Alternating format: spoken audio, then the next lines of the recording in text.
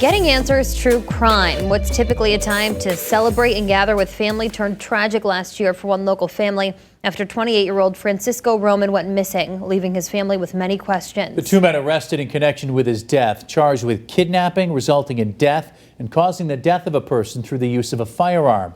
His mom speaking exclusively for the first time to Western Mass News reporter Briseida Landaverde with reaction to the horrific way he died.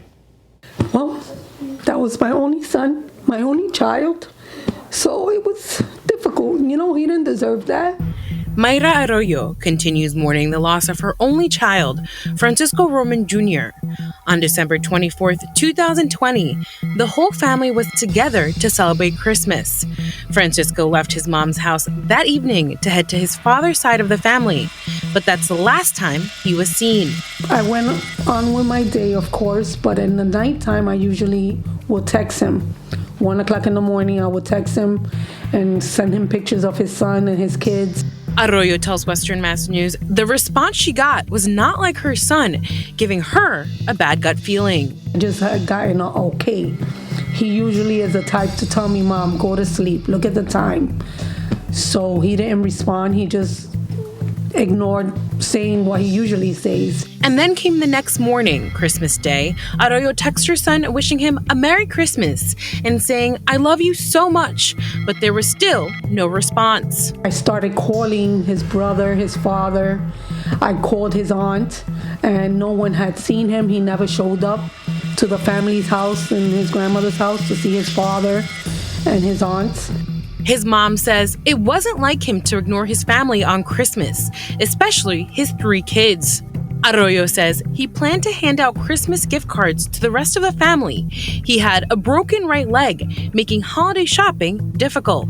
When he wasn't around, and it wasn't like him to just disappear and just forget about everyone.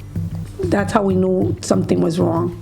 The family filed a missing persons report with the Chicopee Police Department, but something was telling Arroyo her son was in Hartford, Connecticut. Mother's intuition, it had to be, because that's where I was really focusing on. I don't know why. Something was, telling me just call there. Shortly before 9 p.m. on December 26, the Hartford Police and Fire Department responded to a residential neighborhood in Hartford where a black 2010 Acura was engulfed in flames. That car matching the same kind of car Francisco drove.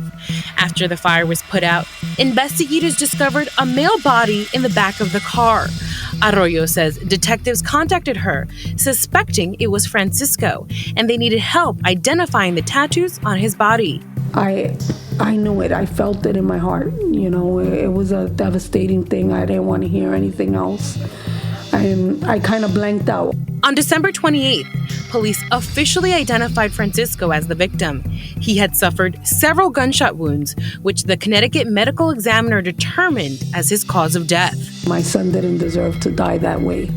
And on February 11th, Brandon Batiste of Springfield, Massachusetts, and Calvin Robertson of Waterbury, Connecticut, were charged for their alleged involvement in the kidnapping and murder of Francisco. Batiste was arrested in Georgia and Robertson in Waterbury.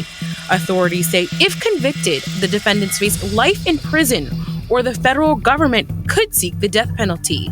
This is something the family is calling on. The maximum penalty that they could face. The family also suspects more people could have been involved. I do believe in my heart that my son did put up a fight, and that